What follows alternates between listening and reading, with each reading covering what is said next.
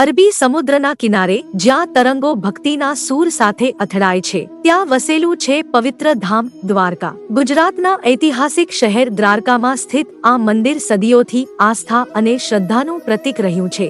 આ છે જગત મંદિર, 5 માળનું 72 સ્તંભો પર નિર્મિત ભવ્ય મંદિર। આશરે 78 મીટર ઊંચું શિખર અને તેના શિખર પર લહેરાતો ધ્વજ જે અડગ ભક્તિનું જીવંત પ્રતીક છે। દરરોજ અનેક વખત ધ્વજ બદલવાની અનોખી પરંપરા અહીં આજે પણ યથાવત છે।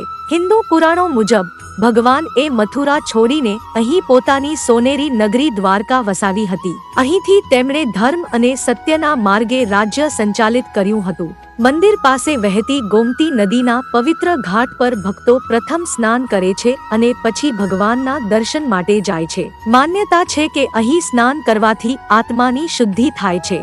સવારે મંગળ આરતીથી મંદિરનો દિવસ શરૂ થાય છે। ઘંટનાદ, શંખનાદ અને ભજનોથી આખું વાતાવરણ ભક્તિમય બની જાય છે। જન્માષ્ટમીના દિવસે દ્વારકા ધામ ભક્તિ અને આનંદમાં રંગાઈ જાય છે। વિશેષ શૃંગાર, મધ્યરાત્રિ મહાઆરતી અને નંદ ઘેર આનંદ ભયોના ગાન સાથે સમગ્ર મંદિર ગુંજી ઉઠે છે। દેશ વિદેશથી હજારો ભક્તો આ પવિત્ર ક્ષણના સાક્ષી બનવા ઉમટી પડે છે।